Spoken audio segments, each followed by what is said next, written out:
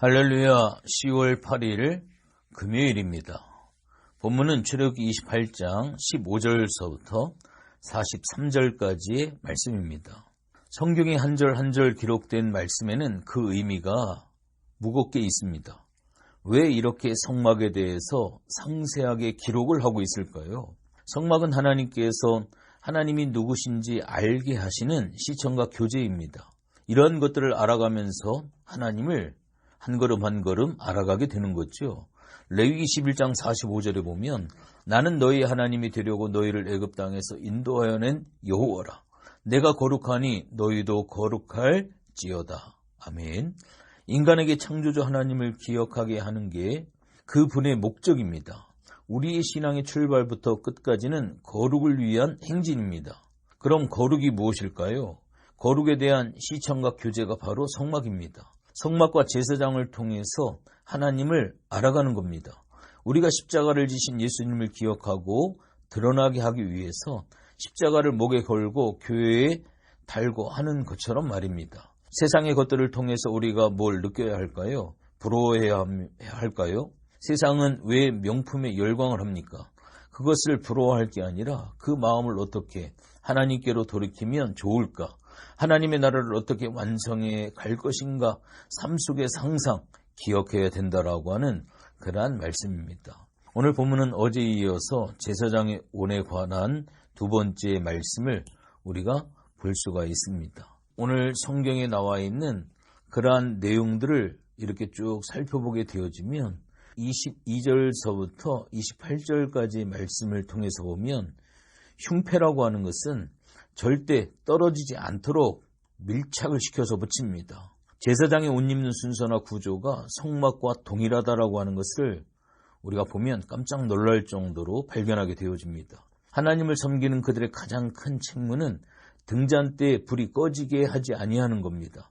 진설병의 떡을 매주 새롭게 갈아 놓는 겁니다. 지성소에 들어가서 백성들의 죄를 대속하게 하는 겁니다. 그리고 십계명, 토라를 잘 가르쳐서 백성들로 하여금 지키게 하는 것입니다. 말라기 2장 5절서부터 9절까지의 말씀을 보면 레위와 세운 나의 언약은 생명과 평강의 언약이라. 내가 이것을 그에게 준 것은 그로 경외하게 하려 함이라. 그가 나를 경외하고 내 이름을 두려워하였으며 그의 입에는 진리의 법이 있었고 그의 입술에는 불의함이 없었으며 그가 화평함과 정직함으로 나와 동행하며 많은 사람을 돌이켜 죄악에서 떠나게 하였느니라.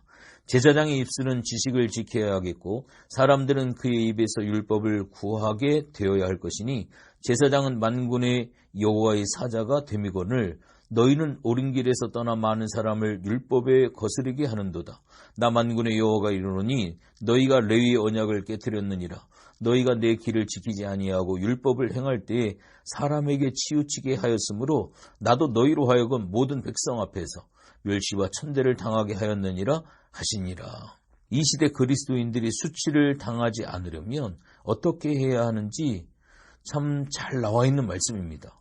하나님을 섬겨야 할 삶의 목적과 본질을 잃어버리고 사람에게 집중을 하면 수치를 당하게 되어져 있습니다. 어떤 일을 하든 간에 우리는 하나님을 섬기기 위해서 그 자리에 있다라고 하는 것을 기억해야 합니다. 사람에게 집중하기 때문에 오늘날 기독교가 욕을 먹는 거 아니겠습니까? 로마서 15장 16절에 보면 이 은혜는 곧 나로 이방인을 위하여 그리스도 예수의 일꾼이 되어 하나님의 복음의 제사장 직분을 하게 하사 이방인을 제물로 드리는 것이 성령 안에서 거룩하게 되어 받으실 만하게 하려 하심이라. 아멘. 그는 자기 자신을 이방인을 위해 택한 그릇으로 부르셨다라고 하는 것을 깨달았습니다. 목회자의 역할은 예배와 말씀을 모르는 사람들을 하나님이 받으실 만한 사람이 되게 하는 것입니다. 그리스도인은 우리의 삶과 생업을 통해서 내가 만나는 사람을 하나님께서 받으실 만한 사람으로 살아가게 하는 것입니다. 우리가 세상에서 삶을 살지만 누구나 목회자적인 삶을 살아야 함을 분명하게 말씀을 해주고 있습니다. 29절 30절입니다. 아론이 성소에 들어갈 때에 이스라엘 아들들의 이름을 거룩한 이 판결 흉패를 가슴에 붙여 여호와 앞에 영원한 기념을 삼을 것이니라. 너는 우림과 둠빔을 판결 흉패 안에 넣어 아론이 여호와 앞에 들어갈 때 그의 가슴에 붙이게 하라.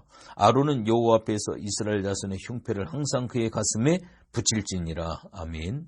우림과 둠빔이라고 하는 것이 있습니다. 이것을 흉패 안에 넣게 되어지지요. 12지파의 이름이 담긴 흉패를 판결 흉패라고 하는데 우림과 둠빔이 뭔지 정확히는 잘 모릅니다. 그러나 우림은 빛, 둠빔은 온전함이라고 하는 뜻을 가지고 있습니다. 이것을 가지고 하나님의 뜻을 묻는다라고 하는 겁니다. 다윗은 항상 이것으로 하나님의 뜻을 물었습니다. 오늘날 이런 제비뽑기 방식은 사라졌고 하나님께서 우리에게 주신 분명한 말씀이 있기 때문에 말씀을 통해 이미 계시되었기 때문에 이렇게 뽑기를 할 필요는 없습니다.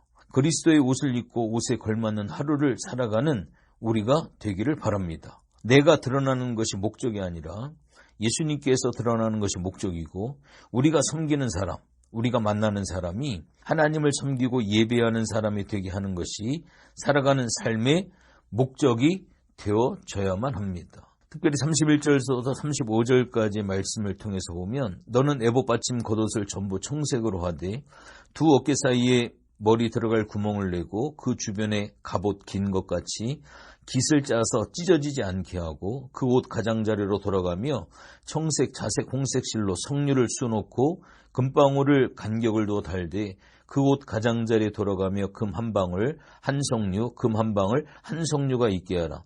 아론이 입고 여호와를 섬기러 성소에 들어갈 때와 성소에서 나올 때에 그 소리가 들릴 것이라. 그리하면 그가 죽지 아니하리라.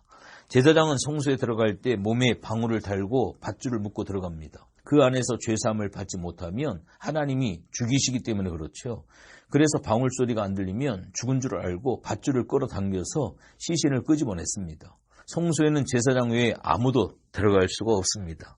이렇게 하나님 앞에 나아가는 것은 생명을 걸고 가는 겁니다. 목숨을 거는 겁니다. 우리가 보고 듣는 범위는 지극히 작습니다.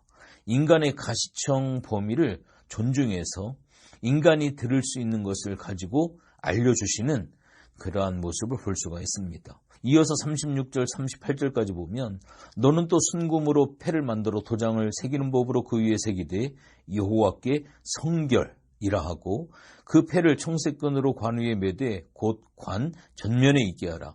이 패를 아론의 이마에 두어 그가 이스라엘 자손이 거룩하게 드리는 성물과 관련된 죄책을 담당하게 하라. 그때가 아론의 이마에 늘 있으므로 그 성물을 여호와께서 받으시게 되리라. 아멘. 이마에는 관을 하나 씌우는데 거기에다가 청색끈을 달고 성패를 달고 거기다가 여호와께 성결 이렇게 글씨를 씁니다. 제사장의 역할이 굉장히 큽니다. 그러나 가장 중요한 것이 여호와께 성결입니다. 이거 잊어버리면 큰일 납니다. 설교 잘하고 사역 잘하면 다가 아닙니다. 거기에 여호와께 성결이 없다면 그건 사역이 아닙니다. 요즘 기독교는 거룩에 관심이 없습니다. 그저 기도 제목 이루어지고 잘 사는 거에 목적을 두고 사는 것 같습니다. 우리의 목적은 거룩한 백성이 되어지는 것입니다. 거룩한 백성이 된다라고 하는 것은 일반 사람과 구별이 되는 것입니다. 그럼 구별되고려고 노력하면 되는 겁니다. 되는 겁니까? 아닙니다. 말씀과 함께 하면 자연스럽게 구별된 백성으로 변화가 됩니다. 거룩에 초점을 맞추지 아니하면 아무 소용이 없습니다. 거룩은 태도에서 드러납니다. 제사장들의 모든 의복들도 다 거룩을 가르치기 위한 하나의 시청각 자료라고 하는 것을 기억하시기 바랍니다. 마지막으로 41절, 42절의 말씀을 한번 봅니다. 또 그들을 위하여 배로 속바지를 만들어 허리에서부터 두 널쩍다리에까지 이르게 하여 하체를 가리게 하라. 아론과 그의 아들들이 회막에 들어갈 때나 계단에 가까이 하여 거룩한 곳에서 섬길 때에 그것들을 입어야 죄를 짊어진 채 죽지 아니하리니 그와 그의 후손이 영원히 지킬 규례이니라. 쉽게 좀 설명을 하면 제사장들은 속옷, 팬티를 입었다고 하는 겁니다. 그때 당시에 왕들도 팬티를 입지 않았습니다. 다윗이 하나님의 법궤가 돌아왔을 때 너무 기뻐가지고 춤을 추다가 보니까 옷이 벗겨지는 것을 몰랐죠. 하체가 완전히 드러난 상황이 됩니다. 미갈이 그것을 흉을 보고 문둥병에 걸리는 그런 사건이 있습니다. 왜 하나님께서는 왕도 입지 못했던 속옷 팬티를 제사장들에게는 속옷을 그 안에 입게 했을까요? 하체를 가리기 위해서 반포 속옷 안에 고이라고 하는 무릎까지 내려오는 옷을 하나 더 입게 했습니다. 참고로 이 반포 속옷은 발목까지 내려오는데요.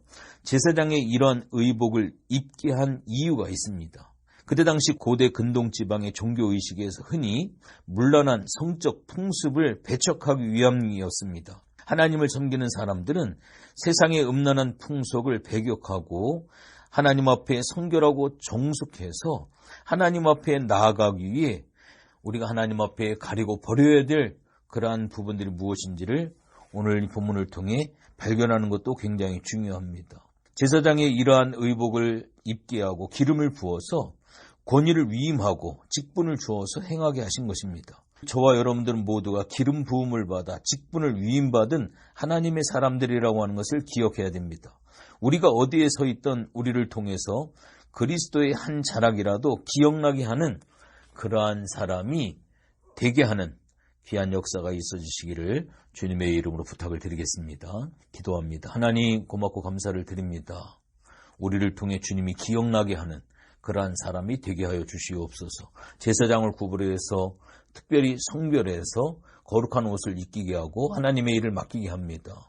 오늘날 이 시대에 하나님을 믿는 하나님의 직분을 맡은 하나님의 귀한 사람들, 세상과 구별되게 여호와께 성결이라고 하는 하나님 앞에 거룩한 삶으로 하나님 앞에 오늘도 우리의 언어, 우리의 행동, 우리의 삶의 모습들이 구별된 거룩한 모습으로 세상 사람들에게 예수를 보여주는 하나님의 사람들이 되어줄 수 있도록 도와 주시옵소서. 감사를 드리며 예수님의 이름으로 기도했습니다. 아멘.